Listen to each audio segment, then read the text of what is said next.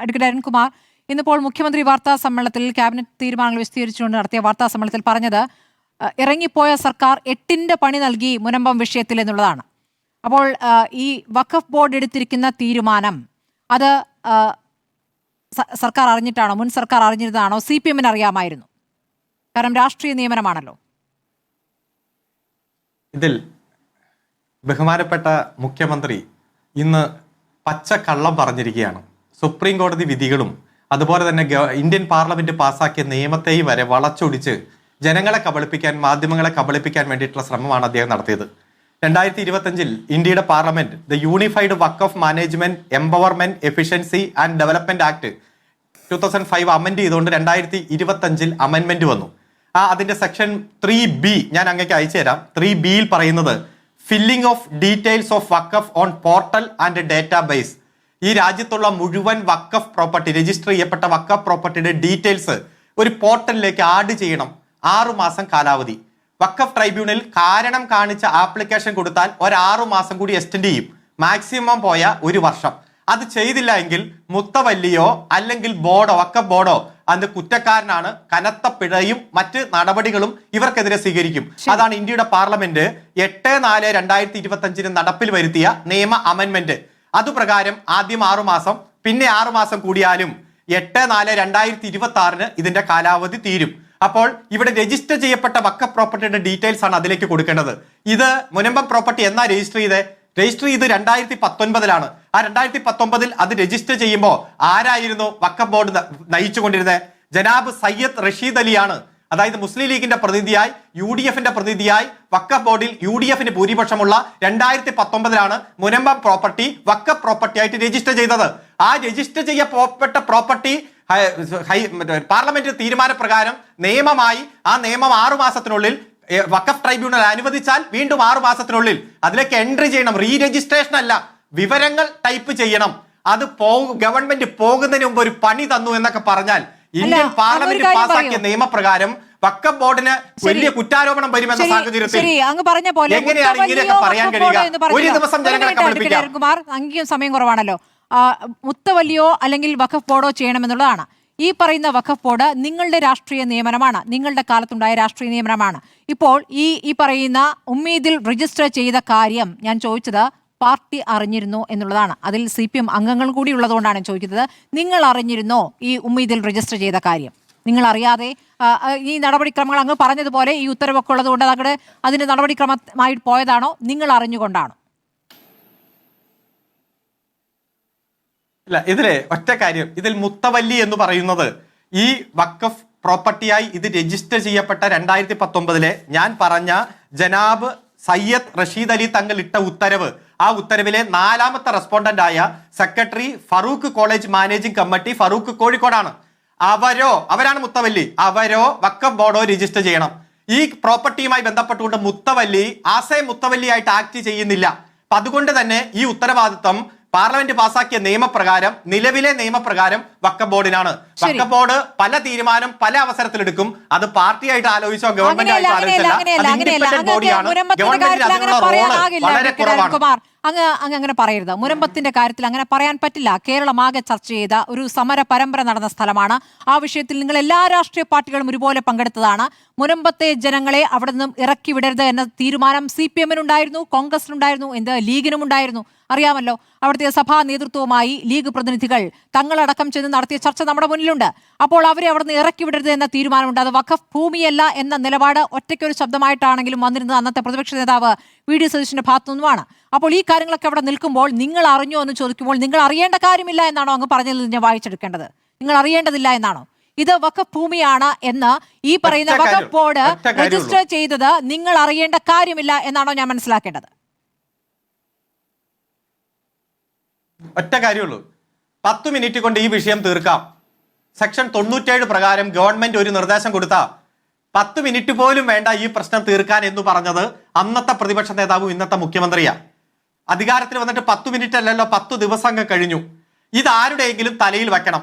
10 minute അല്ല, 10 ദിവസം അല്ല, 10 വർഷം എടുത്താലും ഈ പ്രശ്നത്തിന്റെ നിയമപരമായ സങ്കീർണതകൾ കുറെ ഉണ്ട്. അത് പഠിച്ചു നോക്കിയാൽ അങ്ങേക്ക് ബോധ്യപ്പെടും. ആ സങ്കീർണതകൾക്ക് പരിഹാരം കാണാതെ ജനങ്ങളെ കബളിപ്പിക്കാൻ, മാധ്യമങ്ങളെ അല്ല, കബളിക്കാൻ 10 എനിക്ക് 10 മിനിറ്റ് മിനിറ്റ് മതി എന്ന് പറഞ്ഞു. പരിഹരിക്കാൻ അതിൽ നിന്ന് വി. ഡി. രക്ഷപ്പെടാൻ സതീശൻ ഇന്ന് പറഞ്ഞ ആദ്യത്തെ നുണയാണ്. മന്ത്രിസഭാ യോഗത്തിൽ തന്നെ തീരുമാനമെടുക്കാത്തത് കൊണ്ട് വഖഫ് ബോർഡ് ചെയർമാൻ പെട്ടെന്ന് അങ്ങ് രജിസ്റ്റർ ചെയ്തു എന്നാണ് മനസ്സിലാക്കേണ്ടത്. വഖഫ് ബോർഡ് ചെയർമാൻ അത് രജിസ്റ്റർ ചെയ്യുമ്പോൾ വഖഫ് ബോർഡിലെ മറ്റംഗങ്ങൾ അറിഞ്ഞോ? ഒരിക്കലുമല്ല. CPM പ്രതിനിധി A. റഹീം അടക്കം അതിൽ അംഗമാണ്. ഞാൻ ചോദിക്കുന്നു, നിങ്ങൾ അറിഞ്ഞിട്ടാണോ ഇത് വഖഫ് ഭൂമിയാണ് എന്ന് ഉമ്മീദിൽ രജിസ്റ്റർ ഒറ്റ ചെയ്തത്? നിങ്ങൾ കാര്യമുള്ളൂ. അറിഞ്ഞിട്ടാണോ? രജിസ്റ്റർ അല്ല. നിങ്ങൾ വീണ്ടും ആ വാക്ക് ഉപയോഗിക്കില്ലേ? രജിസ്റ്റർ ചെയ്യുന്നതും ഡീറ്റെയിൽസ് എൻട്രി ചെയ്യുന്നതും രണ്ടും രണ്ടാണ്.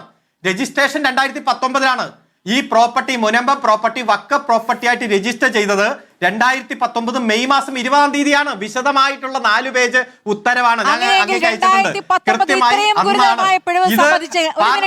കുമാർ, ഇങ്ങനെ ആടിനെ പട്ടിയാക്കരുത്. കാരണം നിങ്ങളുടെ സർക്കാരിന്റെ കാലത്താണ് ഇവിടുത്തെ അന്നത്തെ പ്രതിപക്ഷ കക്ഷികളായ മുസ്ലിം ലീഗ് നേതാക്കളടക്കം അവിടെ പോയി ലത്തീൻ സഭയെ കാണുന്നതും സമര നേതാക്കളെ കാണുന്നതും. ഇന്ന് നിങ്ങൾ ശ്രദ്ധിച്ചോ? ഈ സമരസമിതി നേതാക്കൾ പ്രതികരിക്കുന്നത് ഈ സർക്കാരിനെതിരെയല്ല, വഖഫ് ബോർഡ് പിരിച്ചുവിടണമെന്നാണ് പറയുന്നത്. അഡ്വക്കേറ്റ് അരുൺകുമാർ, ഈ വഖഫ് ബോർഡിനെ പിരിച്ചുവിടണമെന്നാണ് പറയുന്നത്. അങ്ങ് 2019 കണക്ക് പറയുകയാണെങ്കിൽ നിങ്ങൾക്ക് ഈ തെരഞ്ഞെടുപ്പ് കാലത്ത് മുഴുവൻ പറയാനുള്ള വിഷയമായിരുന്നല്ലോ അത്. എന്താ പറയാതിരുന്നത്? 2019 തീരുമാനമോ? അങ്ങേക്ക് എങ്ങനെയാണ് പറയാൻ പറ്റുന്നത്? ഈ തീരുമാനം എടുക്കേണ്ടി വന്നു എന്ന് വഖഫ് ബോർഡ് ചെയർമാൻ പറഞ്ഞിട്ടുണ്ടല്ലോ. ഈ തീരുമാനം എടുക്കേണ്ടി വന്നു എന്ന് നിങ്ങളുടെ ലോക്സഭാ തെരഞ്ഞെടുപ്പിൽ നിങ്ങളുടെ സ്വതന്ത്രനായി മത്സരിച്ച സ്ഥാനാർത്ഥിയായി പരാജയപ്പെട്ട് നിങ്ങൾ വഖഫ് ബോർഡ് ചെയർമാനായി നിയമിച്ച അദ്ദേഹം ഇപ്പോൾ പറഞ്ഞിട്ടുണ്ടല്ലോ ചെയ്യേണ്ടി വന്നു എന്ന്. ഒറ്റ കാര്യം, 2019 ഈ വഖഫ് ബോർഡ് എടുത്ത തീരുമാനത്തെ വഖഫ് ട്രൈബ്യൂണലിൽ ചലഞ്ച് ചെയ്യുകയും വഖഫ് ട്രൈബ്യൂണൽ ഇതിന്റെ എല്ലാ വസ്തുതകളും പരിശോധിച്ചു കൊണ്ടിരിക്കുന്നു. ഇതിനിടയിലാണ് ഹൈക്കോടതിയുടെ division bench it is A Waqf property എന്ന രൂപത്തിൽ ഫൈൻഡിങ് വരുന്ന തരത്തിൽ ഡിവിഷൻ ബെഞ്ച് ഉത്തരവിട്ടു. അതാണ് ഇപ്പൊ സുപ്രീം കോടതി സ്റ്റേ ചെയ്തിരിക്കുന്നത്. എന്താ സ്റ്റേ ചെയ്യാൻ കാരണം? വഖഫ് ബോർഡിന്റെ തീരുമാനത്തെ അപ്പീലേറ്റ് അതോറിറ്റിയായ വഖഫ് ട്രൈബ്യൂണൽ പരിശോധിച്ചു കൊണ്ടിരിക്കുമ്പോൾ റിവിഷണൽ അതോറിറ്റിയായ ഹൈക്കോടതി has no role at all.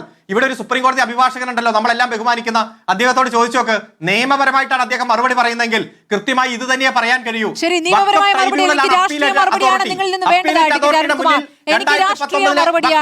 രാഷ്ട്രീയ മറുപടിയാണ് അങ്ങിൽ നിന്ന് ഞാൻ പ്രതീക്ഷിക്കുന്നത്. പിണറായി സർക്കാർ എന്താണ് മുനമ്പം നിവാസികൾക്ക് നൽകിയിരുന്ന ഉറപ്പ്? അഡ്വക്കേറ്റ് അരുൺകുമാർ, അതിന് വിരുദ്ധമായി നിങ്ങൾ നിയമിച്ച വഖഫ് ബോർഡിലെ ചെയർമാൻ തീരുമാനമെടുത്തോ എന്നതാണ് ചോദ്യം. ഒരിക്കലും തീരുമാനം എടുത്തിട്ടില്ല. ഇവിടെ പിണറായി വിജയൻ വഖഫ് മുനമ്പം ജനങ്ങളോട് പറഞ്ഞത് ഒരാൾക്കും അവിടെ നിന്ന് ഒഴിയേണ്ടി വരുന്ന സാഹചര്യം ഉണ്ടാകില്ല. ഇതുമായി ബന്ധപ്പെട്ടുകൊണ്ടുള്ള സങ്കീർണമായ പ്രശ്നം ഞങ്ങൾ ജുഡീഷ്യൽ കമ്മീഷനെ വെച്ച് അന്വേഷിച്ചു. എല്ലാ വരായികളും പരിശോധിച്ചു, 2 കൂട്ടരെയും കേട്ടു. ജുഡീഷ്യൽ കമ്മീഷൻ റിപ്പോർട്ട് കൊടുത്തു. ആ റിപ്പോർട്ടുമായി ബന്ധപ്പെട്ട് ഇപ്പൊ എത്ര ഹൈക്കോടതി സിംഗിൾ ബെഞ്ച് പോയി, സിംഗിൾ ബെഞ്ച് റദ്ദാക്കി, ഡിവിഷൻ ബെഞ്ചിൽ പോയി, ഡിവിഷൻ ബെഞ്ച് അലൗ ചെയ്തു, സുപ്രീം കോടതിയിൽ വരെ ഈ വിഷയം പോയി. എല്ലാ സങ്കീർണതകൾക്കിടയിലും മുനമ്പത്തെ ജനങ്ങൾക്ക് പണം കൊടുത്ത് ഭൂമി വാങ്ങിച്ച് അന്തസ്സോടെ ജീവിക്കുന്നവർ, ഞാനിപ്പോ ഈ ചർച്ചയ്ക്ക് ഇരിക്കുന്നതും ആ പ്രദേശത്ത് ഇരുന്ന് തന്നെയാണ്, മറ്റൊരു പരിപാടിയിൽ പങ്കെടുക്കാൻ വന്നതാ. ഒരാൾ പോലും കുടിയൊഴിയേണ്ടി വരില്ല എന്നാണ് LDF സർക്കാർ പറഞ്ഞത്. ആ വാക്ക് ഞങ്ങൾ പാലിച്ചിട്ടുണ്ട്. അത് പാലിക്കുമ്പോഴാണ് 10 മിനിറ്റ് മതി എന്ന് പറഞ്ഞ വ്യക്തി ആ 10 മിനിറ്റ് അല്ല 10 വർഷം എടുത്താലും അദ്ദേഹത്തിന് ഇതില് സങ്കീർണതകൾ ഉണ്ട് എന്ന് ബോധ്യപ്പെടാത്ത കാലം ജനങ്ങളെ തെറ്റിദ്ധരിപ്പിക്കാൻ, മാധ്യമങ്ങളെ തെറ്റിദ്ധരിപ്പിക്കാൻ പാർലമെന്റ് പാസാക്കിയ നിയമം വിജയൻ സർക്കാർ പറഞ്ഞത് തന്നെയാണ്. VDS സർക്കാരും പറയുന്നത് അവരെ ഒഴിപ്പിക്കില്ല എന്ന് തന്നെയാണ്. പക്ഷേ നിങ്ങൾ നിയമിച്ച വഖഫ് ബോർഡ്, നിങ്ങളുടെ രാഷ്ട്രീയ നിയമനത്തിലുണ്ടായ ചെയർമാൻ രജിസ്റ്റർ ചെയ്തിരിക്കുന്നത് ഇത് വഖഫ് ഭൂമിയാണെന്നാണ്. അങ്ങനെയാണ് ഉമ്മീദിൽ രജിസ്റ്റർ ചെയ്തിരിക്കുന്നത്. അതിനെയാണ് 8ന്റെ പണിയെന്ന് മുഖ്യമന്ത്രി പറഞ്ഞിരിക്കുന്നത്. തെറ്റ്. ഇല്ല. മുഖ്യമന്ത്രി പറഞ്ഞ കള്ളത്തെ താങ്കൾ വീണ്ടും വീണ്ടും ആവർത്തിക്കുകയാണ്. ഞങ്ങൾ രജിസ്റ്റർ ചെയ്തിട്ടില്ല. 2019 ഈ പ്രോപ്പർട്ടി രജിസ്റ്റർ ചെയ്യുന്നത്. പാർലമെന്റ് പാസാക്കിയ നിയമപ്രകാരം 6 മാസത്തിനുള്ളിൽ ഇന്ത്യയിലുള്ള വഖഫ് പ്രോപ്പർട്ടിയായി മുൻപ് രജിസ്റ്റർ ചെയ്ത, അതായത് 2025 അമെൻമെന്റ് ആക്ട് വരുന്നതിന് മുമ്പ് ഇന്ത്യയിൽ രജിസ്റ്റർ ചെയ്യപ്പെട്ട മുഴുവൻ പ്രോപ്പർട്ടിയും എൻറ്റർ ചെയ്യണം, സർവേ നമ്പർ അടക്കം എൻറ്റർ ചെയ്യണം എന്നതാണ്. അത് കൃത്യമായി നിയമത്തിൽ പറയുമ്പോൾ 6 മാസം കാലാവധി, ട്രൈബ്യൂണൽ അനുവദിച്ചാൽ വീണ്ടും 6 മാസം. അങ്ങനെ 1 കൊല്ലത്തിനുള്ളിൽ എൻറ്റർ ചെയ്തില്ലെങ്കിൽ ബോർഡുകൾക്കെതിരെ ഗുരുതരമായ ഫൈനും നടപടിയും വരുമ്പോൾ ജസ്റ്റ് എൻറ്ററിംഗ് ആണ്. രജിസ്റ്റർ ചെയ്തത് മുസ്ലിം ലീഗിന്റെ പ്രതിനിധി, UDFന്റെ പ്രതിനിധി ഉള്ളപ്പോ 2019 ഇപ്പോഴല്ല. അത് അഭിഭാഷകൻ ചോദിച്ചാൽ കൃത്യമായി വസ്തുതയോടെ പറയും. ഇതാണ് ഇതുമായി ബന്ധപ്പെട്ടുകൊണ്ട് സൂചിപ്പിക്കാനുള്ളത്. ഞങ്ങളുടെ രാഷ്ട്രീയ നിലപാട് അന്നും ഇന്നും കൃത്യമാണ്. മുനമ്പത്തെ ഒരാൾ പോലും കുടിയൊഴിപ്പിക്കേണ്ട സാഹചര്യം ഇല്ല.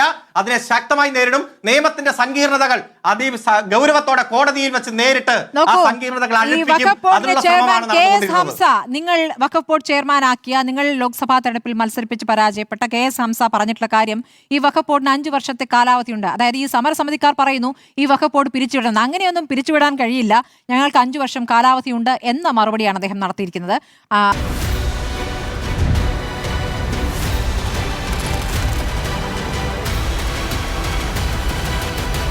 ഡിബേറ്റ് വിത്ത് സ്മൃതി പരുത്തിക്കാട്.